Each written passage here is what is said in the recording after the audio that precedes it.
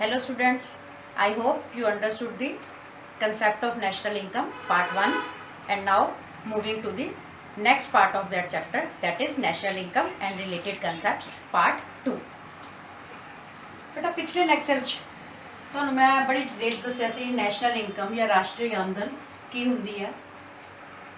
अंतिम वस्तुआं देश विच एक फाइनैंशियल ईयर दे विच उत्पादित अंतिम वस्तुआं ते सेवावां दा जिहड़ा कुल मुੱਲ हुंदा उस दे कीमत नूं उहदे नाल गुणा करके जो साडे कोल आ जांदा उहनूं असीं कहंदे आ नैशनल इनकम या राष्ट्रीय आमदन।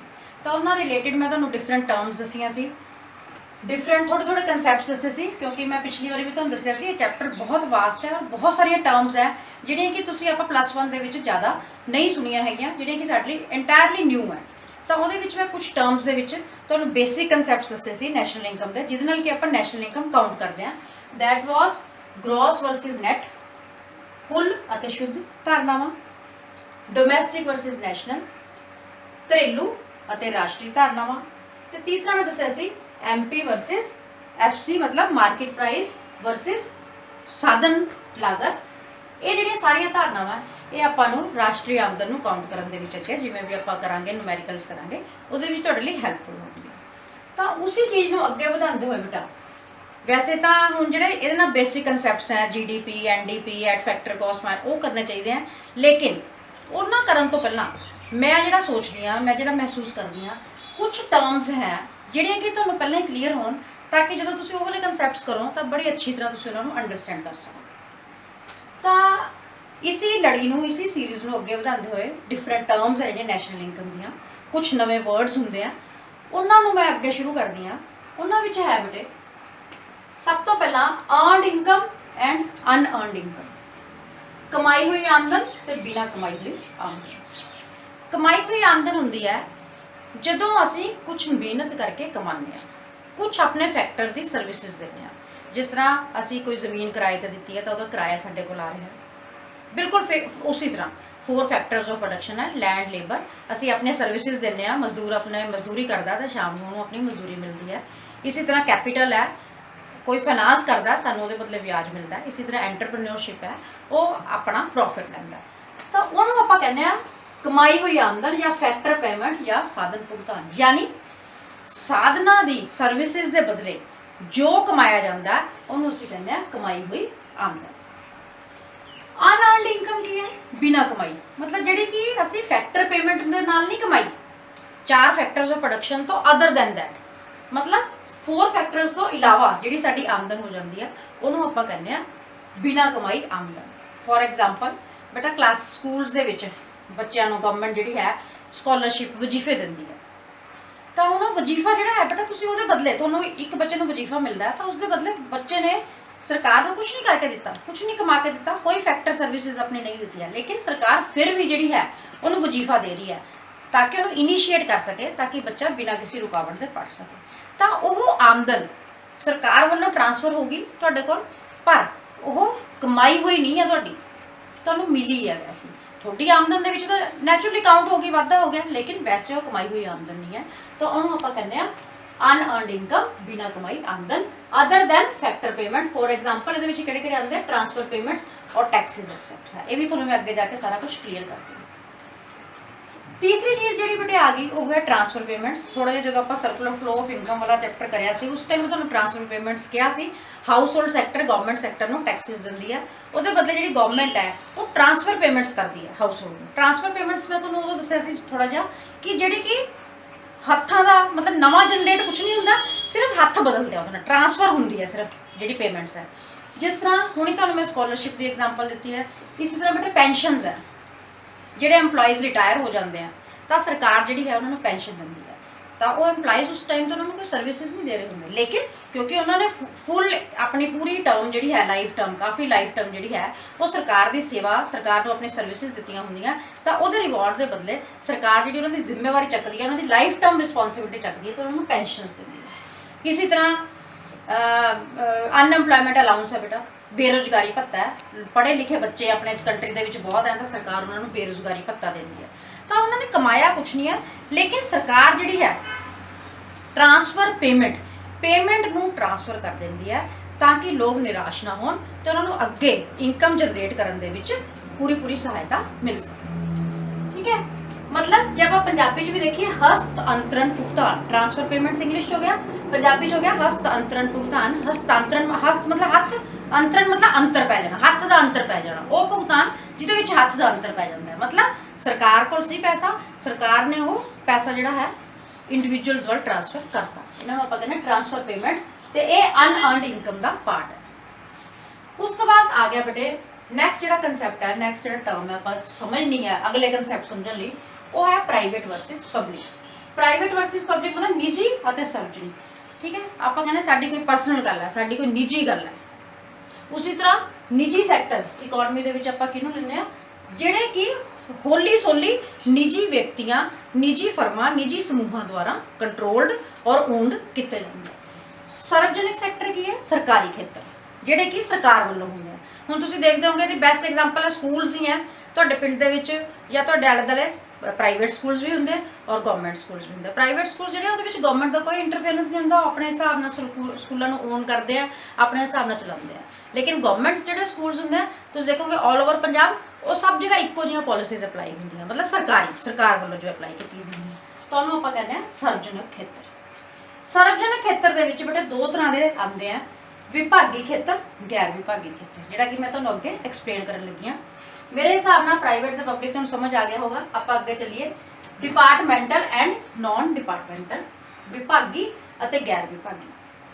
हुण सर्व विभागी तां सानूं समझ आ गया, fully owned by government, fully owned and controlled by government, जिहड़ा कि जिहदे विच किसी दा कुछ लेना देना नहीं, जिस तरह मैं तुहानूं अपने गवर्नमेंट स्कूल्स वगैरह ही दस्सिआ।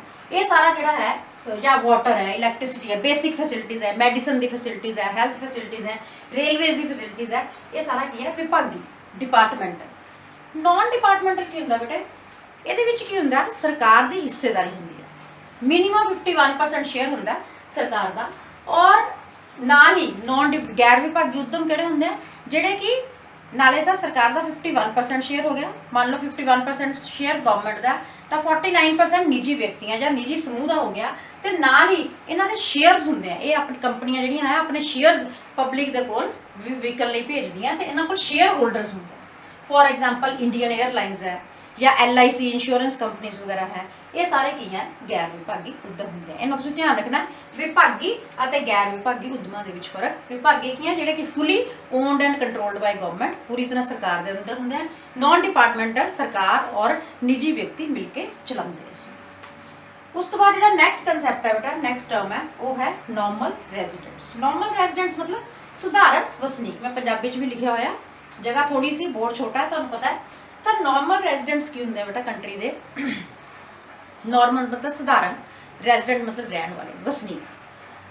तो की है आप सधारण वसनीकों के जो आप इकनॉमिक्स लैंने, वैसे तो आपको पता जो इंडिया के रहिंदे हैं जिन्ने इंडियंस हैं वो सारे सधारण वसनीक हैं, लेकिन इकनॉमिक्स के आप पोलीटिकल बाउंड्रीज तो, राजनीतिक सीमावां तो कुछ हट के धारणा लैंने आ। ये की आता है जोड़े सधारण वसनीक है अपने देश के हैं, इंडिया के हैं, वो तो इंक्लूड है ही है, लेकिन नाल ही दूसरे देशों के वो वसनीक भी शामिल होंगे हैं जिहड़े कि फिलहाल अपनी कंट्री विच रह रहे हैं, इत्थे ही कमा रहे हैं, तो उन्होंने जिहड़े आर्थिक हित हैं अपने देश के नाल ही जुड़े हुए हैं, जिहड़े उन्होंने इकनॉमिक इंटरस्ट हैं वो अपने देश के नाल ही जुड़े हुए हैं। उन्होंने आपां नैशनल इनकम के कंसैप्ट विच या इकनॉमिक्स के कंसैप्ट विच नॉर्मल रेजिडेंट्स ही गिनते, दूसरे देशों के नागरिक। जिस तरह इंटरनैशनल बैंक है बेटा, इंटरनैशनल बैंक की सब तो वधिया एग्जाम्पल है न्यूयॉर्क का बैंक है सिटी बैंक। सिटी बैंक अपने जो बाकी कमर्शियल नैशनलाइज्ड बैंक्स हैं उन्होंने तरह ही काम करता है। ऑफकोर्स कि इनकी ब्रांचेस बहुत थोड़ियां होंदियां, लेकिन वो उदा ही डिपॉजिट्स एक्सैप्ट करता है और लोगों को उधार दिंदा है। इसी तरह MNC मल्टी नैशनल कंपनीज मतलब जोड़े कि दो या दो तो वध देशों के लोग जोड़े हैं आपस में जुड़े हुए होंगे, कंपनी चलाते हैं, तो जी जिस देश में कंपनी स्थापित होंगी है वो हित उसी देश नाल जुड़े होंगे। सपोज सोनी है, सोनी कंपनी बड़ी पॉपुलर कंपनी है, सैमसंग के मोबाइल है बेटा, नोकिया के मोबाइल है, रीबॉक है, ये कंपनी जी तो वैल नोन कंपनीज है, लेकिन ये सारिया मल्टीनैशनल कंपनीज है, सारिया फॉरन दियाँ कंपनीज है, पर इंडिया के नाल कोलैबोरेटेड होकर जिहड़ियां ब्रांचेज इन्हां दियां India they which, for example India की आपां गल करिए, जिहड़ियां ब्रांचेज इन्हां दियां इंडिया दे विच खुलियां हुई हैं, तो उन्हां दे इंटरस्ट इत्थे ही हुंदे हैं, इसी करके वो सोचते हैं भी साडी ज़्यादा तो ज़्यादा सेल इंडिया दे विच हो। ਤਾਂ ਇਹਨਾਂ ਨੂੰ ਅਸੀਂ ਕਹਿੰਦੇ ਹਾਂ ਨਾਰਮਲ ਰੈਜ਼ੀਡੈਂਟਸ। ਇੱਕ ਵਾਰੀ ਫਿਰ ਦੱਸ ਦੇਵਾਂ, ਨਾਰਮਲ ਰੈਜ਼ੀਡੈਂਟਸ ਵਾਈਡਰ ਧਾਰਨਾ ਹੈ ਪੋਲੀਟੀਕਲ ਕਨਸੈਪਟਸ ਪੋਲੀਟੀਕਲ ਬਾਉਂਡਰੀਜ਼ ਨਾਲੋਂ। ਪੋਲੀਟੀਕਲ ਬਾਉਂਡਰੀਜ਼ ਦੇ ਵਿੱਚ ਸਿਰਫ ਉਸ ਦੇਸ਼ ਦੇ ਨਾਗਰਿਕ ਗਿਣੇ ਜਾਂਦੇ ਆ ਜਾਂ ਉਸ ਦੇਸ਼ ਦੇ ਵਸਨੀਕ, ਲੇਕਿਨ ਇਕਨੋਮਿਕਸ ਦੇ ਵਿੱਚ ਨੈਸ਼ਨਲ ਇਨਕਮ ਜਦੋਂ ਆਪਾਂ ਕਾਊਂਟ ਕਰਦੇ ਆ ਤਾਂ ਸਿਰਫ ਸਧਾਰਨ ਵਸਨੀਕ ਦੇ ਨਾਲ ਉਹ ਵਸਨੀਕ ਜਿਹੜੇ ਕਿ ਹੈ ਬਾਹਰਲੇ ਦੇਸ਼ਾਂ ਦੇ, ਲੇਕਿਨ ਫਿਲਹਾਲ ਉਹ ਸਾਡੀ ਕੰਟਰੀ ਦੇ ਵਿੱਚ ਇੱਕ ਫਾਈਨੈਂਸ਼ੀਅਲ ਈਅਰ ਵਿੱਚ ਸਾਡੀ ਕੰਟਰੀ ਦੇ ਵਿੱਚ ਰਹਿ ਰਹੇ ਆ, ਇੱਥੇ ਹੀ ਰਹਿ ਕੇ ਕਮਾ ਰਹੇ ਆ ਔਰ ਉਹਨਾਂ ਦੇ ਹਿੱਤ ਜਿਹੜੇ ਹੈ ਸਾਡੇ ਦੇਸ਼ ਦੇ ਨਾਲ ਹੀ ਜੁੜੇ ਹੋਏ ਆ, ਉਹਨਾਂ ਨੂੰ ਅਸੀਂ ਕਹਿੰਦੇ ਆ ਨਾਰਮਲ ਰੈਜ਼ੀਡੈਂਟਸ ਜਾਂ ਪੰਜਾਬੀ ਦੇ ਵਿੱਚ ਅਸੀਂ ਕਹਿ ਸਕਦੇ ਹਾਂ ਸਧਾਰਨ ਵਸਨੀਕ। ਰਾਜਨੀਤਿਕ ਸੀਮਾਵਾਂ ਤੋਂ ਵੱਡੀ ਧਾਰਨਾ, ਇਸ ਵਿੱਚ ਦੇਸ਼ ਵਿੱਚ ਰਹਿਣ ਵਾਲੇ ਸਧਾਰਨ ਵਸਨੀਕਾਂ ਦੇ ਨਾਲ ਹੋਰਨਾਂ ਦੇਸ਼ਾਂ ਦੇ ਉਹ ਵਸਨੀਕ ਵੀ ਸ਼ਾਮਿਲ ਹੁੰਦੇ ਹਨ ਜਿਹੜੇ ਕਿ ਸੰਬੰਧਿਤ ਦੇਸ਼ ਵਿੱਚ ਰਹਿ ਕੇ ਹੀ ਕਮਾਉਂਦੇ ਹਨ ਤੇ ਉਹਨਾਂ ਦੇ ਆਰਥਿਕ ਹਿੱਤ ਉਸ ਦੇਸ਼ ਦੇ ਨਾਲ ਸੰਬੰਧਿਤ ਹੁੰਦੇ ਹਨ, ਜਿਵੇਂ ਅੰਤਰਰਾਸ਼ਟਰੀ ਬੈਂਕ ਤੇ ਮਲਟੀਨੈਸ਼ਨਲ ਕੰਪਨੀਆਂ। ਇਸ ਤੋਂ ਬਾਅਦ ਬੇਟਾ ਇਹ ਮੇਨ ਟਰਮਸ ਹੈ, ਜੇ ਵਿੱਚ ਕੋਈ ਹੋਰ ਆਏਗੀ ਉਹ ਵੀ ਮੈਂ ਤੁਹਾਨੂੰ ਦੱਸ ਦੂੰਗੀ, ਪਰ ਇਹ ਜਿਹੜੀਆਂ ਸਾਰੀਆਂ ਟਰਮਸ ਜਿਹੜੀਆਂ ਪਿਛਲੇ ਲੈਕਚਰ ਦੇ ਵਿੱਚ ਜਿਹੜੀ ਮੈਂ ਟਰਮਸ ਦੱਸੀਆਂ ਉਹ ਸਾਰੀਆਂ ਟਰਮਸ ਨੈਸ਼ਨਲ ਇਨਕਮ ਦੀਆਂ ਕਨਸੈਪਟਸ ਦੇ ਨਾਲ ਰਿਲੇਟਡ ਹੈ, ਜਿਹੜੀਆਂ ਕਿ ਹੁਣ ਆਪਾਂ ਡਿਸਕਸ ਕਰਾਂਗੇ। ਜਿਹੜੇ ਕਨਸੈਪਟਸ ਦੀ ਮੈਂ ਗੱਲ ਕਰ ਰਹੀ ਹਾਂ ਬੇਟਾ ਉਹ ਨੈਸ਼ਨਲ ਇਨਕਮ ਨੂੰ ਕਾਊਂਟ ਕਰਨ ਦੇ ਵਿੱਚ ਬਹੁਤ ਹੈਲਪਫੁਲ ਹੁੰਦੇ ਆ, ਉਹਨਾਂ ਤੋਂ ਬਿਨਾਂ ਆਪਾਂ ਨੈਸ਼ਨਲ ਇਨਕਮ ਦੀ ਕਾਊਂਟਿੰਗ ਨਹੀਂ ਕਰ ਸਕਦੇ। ਪਰ ਇਹ ਕਨਸੈਪਟ ਜਿਹੜੇ ਆ ਬੇਟੇ 12-13 ਕਨਸੈਪਟਸ ਹਨ। ਜਦੋਂ ਆਪਾਂ ਟੋਟਲ ਸਾਰੇ, ਜਿਵੇਂ ਮੈਂ ਤੁਹਾਨੂੰ ਪਿਛਲੇ ਲੈਕਚਰ 'ਚ ਕਿਹਾ ਸੀ, ਛੋਟੀ ਵੀਡੀਓਜ਼ ਬਣਾ ਕੇ ਮੈਂ ਤੁਹਾਨੂੰ ਅਲੱਗ-ਅਲੱਗ ਕਨਸੈਪਟ ਸਮਝਾਉਂਗੀ ਤਾਂ ਕਿ ਤੁਸੀਂ ਉਹਨੂੰ ਈਜ਼ੀਲੀ ਅੰਡਰਸਟੈਂਡ ਕਰ ਸਕੋ।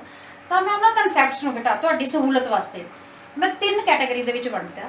ਤਾਂ ਉਹਦੇ ਵਿੱਚੋਂ ਅੱਜ ਆਪਾਂ ਕਰਾਂਗੇ ਸਿਰਫ ਫਸਟ ਕੈਟਾਗਰੀ ਵਾਲੇ ਕਨਸੈਪਟਸ। ਫਸਟ ਕੈਟਾਗਰੀ ਦੇ ਵਿੱਚ ਜਾਂ ਪਹਿਲੀ ਸ਼੍ਰੇਣੀ ਦੇ ਵਿੱਚ ਕਿਹੜੇ ਕਨਸੈਪਟਸ ਮੈਂ ਲਏ ਆ ਜਿਹੜੇ ਕਿ ਗ੍ਰੋਸ ਤੇ ਨੈਟ ਨਾਲ ਰਿਲੇਟਡ ਹੈ, ਡੋਮੈਸਟਿਕ ਐਂਡ ਨੈਸ਼ਨਲ। ਤੇ ਤੀਸਰੀ ਕੈਟਾਗਰੀ ਆਪਾਂ ਕਿਹੜੀ ਕਰੀ ਸੀ, ਐਮਪੀ ਐਂਡ ਐਫਸੀ, ਲੇਕਿਨ ਇਹਦੇ ਵਿੱਚ ਸਿਰਫ ਐਮਪੀ ਨਾਲ ਰਿਲੇਟਡ ਜਿਹੜੇ ਕਨਸੈਪਟਸ ਹਨ ਉਹ ਆਪਾਂ ਡਿਸਕਸ ਕਰਾਂਗੇ। ਐਫਸੀ ਵਾਲੀ ਕੈਟਾਗਰੀ ਮੈਂ ਸੈਕਿੰਡ ਕਰਤੀ। ਉਸ ਤੋਂ ਬਾਅਦ ਜਿਹੜੇ ਬਾਕੀ ਜਿਹੜੀ ਤੀਸਰੀ ਕੈਟਾਗਰੀ ਹੈ ਉਹ ਅਦਰ ਦੈਨ ਥੀਸ ਹੈ, ਇਹਨਾਂ ਦੀ ਹੈਲਪ ਨਾਲ ਅਸੀਂ ਉਹ ਵਾਲਾ ਡਿਰਾਈਵ ਕਰਦੇ ਹਾਂ ਚੀਜ਼ਾਂ। ਤਾਂ ਸਭ ਤੋਂ ਪਹਿਲਾਂ ਫਸਟ ਕੈਟਾਗਰੀ ਦੇ ਵਿੱਚ ਆਪਾਂ ਸ਼ੁਰੂ ਕਰਾਂਗੇ। ਫਸਟ ਕਨਸੈਪਟ ਤੁਸੀਂ ਧਿਆਨ ਨਾਲ ਸਮਝੋਗੇ ਤਾਂ ਬਾਕੀ ਕਨਸੈਪਟਸ ਬੜੇ ਈਜ਼ੀ ਹੈ ਸਮਝਣੇ, ਕਿਉਂਕਿ ਆਲਮੋਸਟ ਆਪਾਂ ਸਾਰਾ ਕੁਝ ਸਮਝ ਚੁੱਕੇ। ਸਭ ਤੋਂ ਪਹਿਲਾਂ ਹੈ ਬਾਜ਼ਾਰ ਕੀਮਤ ਉੱਤੇ ਕੁੱਲ ਘਰੇਲੂ ਉਤਪਾਦ ਜਾਂ gross domestic product at market price, ਜਿਹਨੂੰ ਕਿ ਆਪਾਂ ਸ਼ਾਰਟ ਫਾਰਮ 'ਚ ਲਿਖਦੇ ਹਾਂ GDP ਐਟ MP। ਇਹ ਚੀਜ਼ਾਂ ਬੜੇ ਧਿਆਨ ਨਾਲ ਯਾਦ ਕਰ ਲਓ, ਧਿਆਨ ਨਾਲ ਸਮਝ ਲਓ, ਕਿਉਂਕਿ ਜਦੋਂ ਆਪਾਂ ਨੂਮੈਰੀਕਲਸ ਕਰਨੇ ਆ ਤਾਂ ਆਪਾਂ ਐਡਾ ਵੱਡਾ ਲਿਖਣ ਦੀ ਆਪਾਂ ਨੂੰ ਲੋੜ ਨਹੀਂ ਹੁੰਦੀ। ਜਦੋਂ ਆਪਾਂ ਨੂੰ ਇਹ ਚੀਜ਼ਾਂ ਪਤਾ ਹੈਗੀ ਤਾਂ ਆਪਾਂ ਬੜੀ ਜਲਦੀ ਇਹਨੂੰ ਕਰ ਲੈਣਾ, ਕਵਰ ਕਰ ਲੈਣਾ। ਹਾਂਜੀ, ਬਾਜ਼ਾਰ ਕੀਮਤ ਉੱਪਰ ਕੁੱਲ ਘਰੇਲੂ ਉਤਪਾਦ, ਮੀਨਿੰਗ ਤੋਂ ਹੀ ਸਮਝੋ ਬੇਟੇ। ਬਾਜ਼ਾਰ ਕੀਮਤ ਆਪਾਂ ਨੂੰ ਪਤਾ ਹੈ ਜਿਹੜੀ ਵਸਤੂਆਂ ਦੀ ਬਾਜ਼ਾਰ ਕੀਮਤ ਹੁੰਦੀ ਹੈ। ਕੁੱਲ ਮਤਲਬ ਗ੍ਰੋਸ ਆਪਾਂ ਨੂੰ ਪਤਾ, ਗ੍ਰੋਸ ਆਪਾਂ ਪੜ੍ਹਿਆ ਸੀ। ਘਰੇਲੂ ਡੋਮੈਸਟਿਕ ਆਪਾਂ ਪੜ੍ਹਿਆ ਸੀ, ਕੀ ਟਰਮ ਹੈ। ਉਤਪਾਦ ਮਤਲਬ ਪ੍ਰੋਡਕਸ਼ਨ। ਬਾਜ਼ਾਰ ਕੀਮਤ ਜਿਹੜੀ ਕੁੱਲ ਘਰੇਲੂ ਉਤਪਾਦ ਦੀ ਬਾਜ਼ਾਰ ਕੀਮਤ ਹੁੰਦੀ ਹੈ, ਜਦੋਂ ਉਹਨੂੰ ਆਪਾਂ ਟੋਟਲ ਕਰ ਲੈਂਦੇ ਆ ਉਹ ਆਪਣਾ ਆ ਜਾਂਦਾ GDP ਐਟ ਮਾਰਕੀਟ ਪ੍ਰਾਈਸ। ਤਾਂ ਇਹਦੇ ਵਿੱਚ ਬੇਟੇ ਕੀ ਚੀਜ਼ਾਂ, 5 ਸਟੈਪਸ ਇਹਦੇ ਵਿੱਚ 5 ਚੀਜ਼ਾਂ ਹੁੰਦੀਆਂ। ਮੈਂ ਇਸ ਡੈਫੀਨੇਸ਼ਨ ਨੂੰ, ਜਿਹੜੀ ਇਹਦੀ ਡੈਫੀਨੇਸ਼ਨ ਹੈ ਨੈਸ਼ਨਲ ਇਨਕਮ ਦੀ ਡੈਫੀਨੇਸ਼ਨ ਜੋ ਮੈਂ ਤੁਹਾਨੂੰ ਦੱਸੀ ਸੀ, ਇਹਦੇ ਵਿੱਚ ਮੈਂ ਪੰਜ ਕੈਟਾਗਰੀਜ਼ ਵਿੱਚ ਇਹਨੂੰ ਵੰਡ ਲਿਆ ਤਾਂ ਕਿ ਤੁਸੀਂ ਆਰਾਮ ਨਾਲ ਸਮਝ ਸਕੋ। ਪਹਿਲੀ ਚੀਜ਼ ਇਹਦੇ ਵਿੱਚ ਕੀ ਹੁੰਦੀ ਹੈ, market value of final goods and services, ਅੰਤਮ ਵਸਤੂਆਂ ਅਤੇ ਸੇਵਾਵਾਂ ਦੀ ਬਾਜ਼ਾਰ ਕੀਮਤ। ਅੰਤਮ ਵਸਤੂਆਂ ਤੁਹਾਨੂੰ ਮੈਂ ਦੱਸਿਆ ਸੀ ਇੰਟਰਮੀਡੀਏਟ ਗੁੱਡਸ ਨੂੰ ਛੱਡ ਕੇ ਜਿਹੜੀਆਂ ਫਾਈਨਲ ਗੁੱਡਸ ਬਾਜ਼ਾਰ ਵਿੱਚ ਫਾਈਨਲ ਕੰਜ਼ੰਪਸ਼ਨ ਵਾਸਤੇ ਵਿਕਣ ਲਈ ਆ ਜਾਂਦੀਆਂ, ਉਹ ਅੰਤਮ ਵਸਤੂਆਂ, ਉਹਨਾਂ ਦੀ ਵਸਤੂਆਂ ਅਤੇ ਸੇਵਾਵਾਂ ਦੀ ਜਿਹੜੀ ਬਾਜ਼ਾਰ ਕੀਮਤ ਹੈ। ਪਹਿਲੀ ਚੀਜ਼ ਇਹਦੇ ਵਿੱਚ ਇਹ ਆ ਜਾਂਦੀ ਹੈ। ਸੈਕਿੰਡ ਚੀਜ਼ ਕੀ ਹੁੰਦੀ ਹੈ, ਪ੍ਰੋਡਿਊਸਿਸ within the domestic territory of the country, ਜਿਹੜੀ ਕਿ ਦੇਸ਼ ਦੀ ਘਰੇਲੂ ਸੀਮਾਵਾਂ ਦੇ ਅੰਦਰ ਉਤਪਾਦਿਤ ਕੀਤੀ ਜਾਂਦੀ ਹੈ, ਕਿਉਂਕਿ ਆਪਾਂ ਘਰੇਲੂ ਦੀ ਗੱਲ ਕਰ ਰਹੇ, ਡੋਮੈਸਟਿਕ ਦੀ ਗੱਲ ਕਰ ਰਹੇ, ਨੈਸ਼ਨਲ ਦੀ ਗੱਲ ਨਹੀਂ ਕਰ ਰਹੇ। ਤੀਸਰੀ ਚੀਜ਼ ਇਹਦੇ ਵਿੱਚ ਕੀ ਹੈ, ਬਾय ਨਾਰਮਲ ਰੈਜ਼ੀਡੈਂਟਸ, ਸਧਾਰਨ ਵਸਨੀਕਾਂ ਦੁਆਰਾ ਜਿਹੜੀ ਦੇਸ਼ ਦੀ ਘਰੇਲੂ ਸੀਮਾਵਾਂ ਦੇ ਅੰਦਰ ਅੰਤਮ ਵਸਤੂਆਂ ਅਤੇ ਸੇਵਾਵਾਂ ਦੀ ਪ੍ਰੋਡਕਸ਼ਨ ਕੀਤੀ ਜਾਂਦੀ ਹੈ, ਉਹਨਾਂ ਦੀ ਬਾਜ਼ਾਰ ਕੀਮਤ ਕਦੋਂ, ਵਿਦਿਨ 1 ਫਾਈਨੈਂਸ਼ੀਅਲ ਈਅਰ, ਇੱਕ ਵਿੱਤੀ ਸਾਲ ਦੇ ਵਿੱਚ, ਇਨਕਲੂਸਿਵ ਆਫ ਡੈਪਰੀਸੀਏਸ਼ਨ, ਘਿਸਾਵਟ ਦੇ ਸਮੇਤ। ਜਦੋਂ ਇਹ ਸਾਰੇ 5 ਚੀਜ਼ਾਂ ਆਪਣੇ ਕੋਲ ਆ ਜਾਂਦੀਆਂ, ਇਹਨੂੰ ਆਪਾਂ ਕਹਿੰਦੇ ਆ ਬਾਜ਼ਾਰ ਕੀਮਤ ਉੱਪਰ ਕੁੱਲ ਘਰੇਲੂ ਉਤਪਾਦ, gross domestic product at market price, GDP at market price. 5 चीज़ें हो गई बेटे। Market value of final goods and services, second है producers within the domestic territory, घरेलू सीमाओं के अंदर। तीसरी है सधारण वसनीक तो मैं समझाया हुणी थोड़ी देर पहला। उस बाद चौथी है 1 फाइनैंशियल ईयर वित्तीय साल भी तुहानूं समझाया होया। उस बाद इंक्लूसिव ऑफ डेप्रीसीएशन, घिसावट के समेत। कुल दे विच मैं तुहानूं समझाया सी घिसावट भी आ जाती है, जिस तरह तुहानूं मैं साइकिल की पिछली वीडियो दे साइकिल की एग्जाम्पल दी सी भी घिसावट जिहड़ी है वो कुल दे विच आती है, लेकिन नैट विच आपां घिसावट माइनस करते हैं। आई होप तुसीं बड़ी आराम नाल इहनूं अंडरस्टैंड कर गए होंगे। उस दे नाल ही रिलेटेड जिहड़ा कंसैप्ट है, सैकेंड कंसैप्ट आपां करांगे gross national product at market price, बाजार कीमत ते कुल राष्ट्रीय उत्पाद। बेटे की फर्क है ਇਹਦੇ ਵਿੱਚ देखो सेम है, बाजार कीमत ते कुल घरेलू की जगह क्या है राष्ट्रीय उत्पाद, GNP, GDP की जगह क्या है GNP एट मार्केट प्राइस। सिर्फ D और N का फर्क है। घरेलू तो नैशनल तुसीं हुण समझदे हो, घरेलू सिर्फ देश दी घरेलू सीमावां दे अंदर, नैशनल मतलब ਜਿਹੜਾ rest of the world sector ਹੈ ਉਸ ਤੋਂ ਜਿਹੜੀ ਫੈਕਟਰ ਇਨਕਮ ਸਾਨੂੰ ਹੁੰਦੀ ਹੈ ਉਹਨੂੰ ਸਾਰੇ ਨੂੰ ਮਿਲਾ ਕੇ ਜਦੋਂ ਮਿਲ ਜਾਂਦਾ ਤਾਂ ਉਹਨੂੰ ਅਸੀਂ ਕਹਿੰਦੇ ਆ gross national product at market price. ਯਾਨੀ GDP ਐਟ ਮਾਰਕੀਟ ਪ੍ਰਾਈਸ ਦੇ ਵਿੱਚ ਜਦੋਂ ਅਸੀਂ NFIA net factor income from abroad ਵਿਦੇਸ਼ਾਂ ਤੋਂ ਪ੍ਰਾਪਤ ਸ਼ੁੱਧ ਸਾਧਨ ਆਮਦਨ ਨੂੰ ਜੋੜ ਦਿੰਦੇ ਆ ਤਾਂ ਇਹ ਸਾਡੀ ਕੀ ਬਣ ਜਾਂਦੀ ਹੈ ਕੁੱਲ ਰਾਸ਼ਟਰੀ ਉਤਪਾਦ ਬਾਜ਼ਾਰ ਕੀਮਤ। Gross national product at market price मतलब घरेलू दे विच सिंपल जे दे विच तुसीं कहो तुहानूं कोई पुछे भी राष्ट्री ते घरेलू विच की है आमदन दे विच की फर्क है। घरेलू आमदन जिहड़ी domestic territory with in domestic territory उत्पादित की जाती है, नैशनल दे विच जदों असीं विदेशों तो प्राप्त शुद्ध साधन आमदन नूं जोड़ दिंदे आ तां साडे कोल की आ जांदी है gross national product at market price, GNP at market price. Then third concept है बेटा इहदे नाल related net domestic product at market price, बाजार कीमत ते शुद्ध घरेलू उत्पाद। घरेलू उत्पाद आपां पहलां भी पता करिया फर्स्ट कैटेगरी दे विच सेम चीज़ है, लेकिन बेटे ग्रॉस की जगह ते की है नैट शुद्ध। आपां नूं पता है ग्रॉस और नैट दे विच की फर्क है। ग्रॉस दे विच डेप्रीसीएशन घिसावट नूं ऐड किया जाता है, लेकिन नैट दे विच घिसावट नूं माइनस कर दिता जाए। हुण आपां जदों मार्केट प्राइस दे उपर नैट पता करना है, शुद्ध पता करनी है तो GDP एट मार्केट प्राइस विचों आपां डेप्रीसीएशन घिसावट नूं माइनस कर देना तो अपने कोल की आ जाती है NDP एट मार्केट प्राइस। मैनूं लगदा तुहानूं बिल्कुल मुश्किल ही लग रहा होना, बड़ा ईजी है जो सानूं एक कंसैप्ट क्लीयर हो गया नाल ही असीं दूसरे कंसैप्ट समझ सकते हैं। उस बाद फोर्थ है बेटे जिहड़ी इहदे नाल रिलेटेड है net national product at market price. ND की जगह N, P की जगह P है, मार्केट प्राइस की जगह प्राइस। डोमैसटिक की जगह सिर्फ की फर्क है नैशनल, बाजार कीमत ते शुद्ध राष्ट्रीय उत्पाद। मतलब हुण इत्थे की है पहलां आपां घरेलू उत्पाद सी इस करके आपां कुल घरेलू उत्पाद चों घिसावट माइनस करती सी, हुण आपां पता करना शुद्ध राष्ट्रीय उत्पाद तां आपां की करांगे कुल राष्ट्रीय उत्पाद दे विचों घिसावट नूं आपां माइनस कर दांगे तां साडे कोल की आ जाएगा net national product at market price, बाजार कीमत ते शुद्ध राष्ट्रीय उत्पाद। इन्हां चार टर्म्स दे नाल बेटा आपां समझिया ग्रॉस और नैट दा फर्क। ग्रॉस दे विच डेप्रीसीएशन शामिल है, नैट विच उहनूं माइनस करके। डोमैसटिक एंड नैशनल का फर्क, डोमैसटिक दे विच सिर्फ घरेलू सीमावां दे अंदर, नैशनल दे विच आपां फॉरनर्स तो जिहड़ी इनकम कमाई हुंदी है फैक्टर पेमेंट हुंदी है उहनूं भी शामिल करते हैं। और उस तो बाद तीसरी चीज़ आपां लित्ती है सिर्फ मार्केट प्राइस, बाजार कीमत, इहदे विच आपां फैक्टर कॉस्ट इंक्लूड नहीं करी। थैंक यू बेटा, अज लई तुहाडे इन्ना ही लैक्चर बहुत।